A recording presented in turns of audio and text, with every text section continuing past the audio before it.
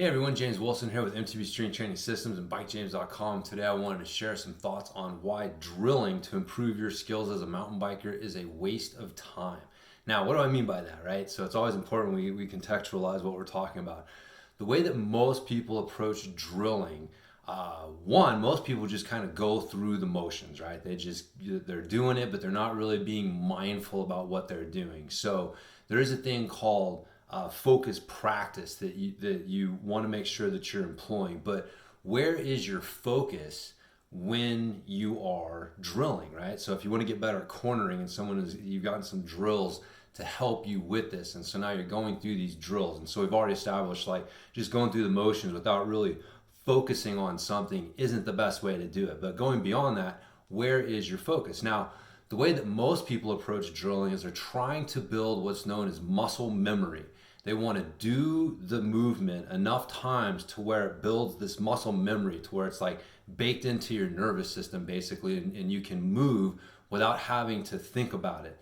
And on the surface, that makes a lot of sense. But if you think about it, it really is an inefficient way to learn. Now, this was first brought to my attention by a guy named Kit Dale, who is a jiu-jitsu black belt. And I've been doing jiu-jitsu for the last few years, and so was watching some of his stuff. And jiu-jitsu does a lot of drilling. And you are told, like, yeah, you want to drill this muscle memory.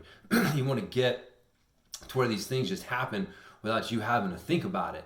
And so you drill and you're trying to build this muscle memory. But Kit, in one of the talks that he was giving, pointed out that, like, how many reps does it take to build muscle memory, right? So he said the number is somewhere between 3,000 and 5,000. You know, people probably heard like the 10,000 hour rule, right? You might, 10,000 reps, but we'll just say like 5,000. So it takes 5,000 reps to create muscle memory.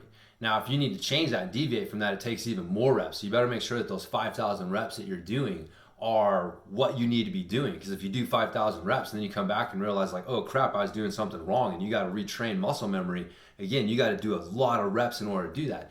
So, but let's just, again, take a look at the way he was pointing out, like, how many techniques do you have in jiu-jitsu? Well, in mountain biking, how many different things do we need to worry about on our bike? So let's talk about cornering, right? So you've got flat corners, you've got early apex and late apex corners, you've got off cambered corners and bermed corners, and so you've got corners going uphill and down. Like, there's so many different types of corners that you can run into. Now, the muscle memory approach is going to have you try and set up drills for each of these different things that you need to worry about, and then have you just drill and putting in thousands and thousands of reps. But if you do the math, no one has the time for this, right? Like, you have to put in just tens, if not hundreds of thousands of reps in order to build muscle memory for all of the different things that you need to do on your bike. So what do you do instead, right? What's the better way to do it? What you need to be focusing on is not drilling the specific answers to the questions, but you need to be focusing on the principles behind solving those problems, right? And so again, cornering is a general problem. There's a general, some general principles go behind how to corner your bike. So for example, one thing, you need pressure on your inside hand. If you don't have some weight and pressure on your inside hand, you can't have weight and pressure on your front wheel.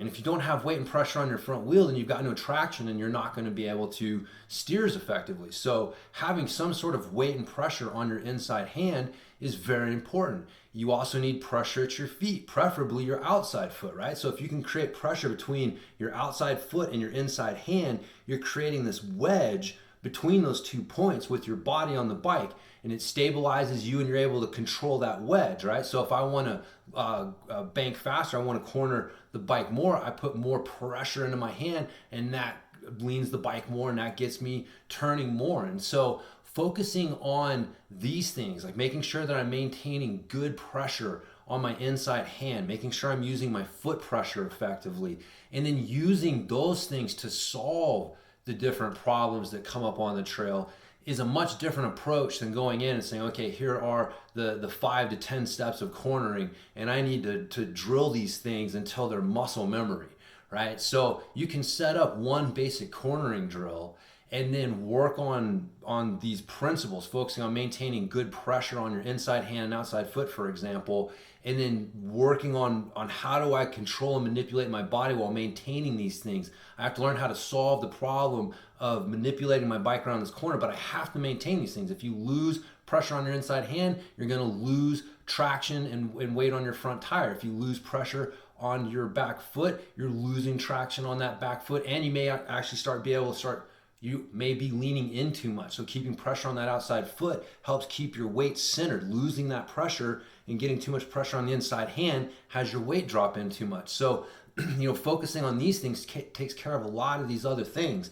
And so, but anyway, so that's why, again, muscle memory, it makes sense on the surface. There are some things that you can drill for muscle memory, but the broad skills that we need on our bike, things like cornering, things like manualing, things like bunny hopping, all of these things you need to be practicing using kind of this principle-based problem-solving approach. So again, think about muscle memory is memorizing your multiplication tables, whereas this approach where you're focusing on the principles behind it is learning how to, the principles behind solving the problem, the principles of math.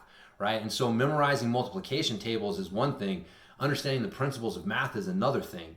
And so you can apply these principles of understanding math to a whole bunch of different problems. Whereas your multiplication tables, if you run into something outside of that, you're going to run into problems. You don't know how to handle that because it doesn't fit into that rote memorization approach. So again, that's this muscle memory approach that unfortunately a lot of people are using and encouraging when it comes to improving your skills on the bike. So, you are going to have some, following the rules to get an idea, right? Like you're trying to memorize some things to help you get into the ballpark so you can start focusing on these principles. But eventually, if you're trying to memorize these different steps, if you're trying to create muscle memory through them, it's a sign that you don't really understand the principles behind them and how to apply them to different problems that you're going to encounter on the trail. So again, all the different types of cornering that you're going to approach on the trail, you're never going to set up all those different types of drills enough to recreate the muscle memory to use effectively on the trail. And so the better thing to do is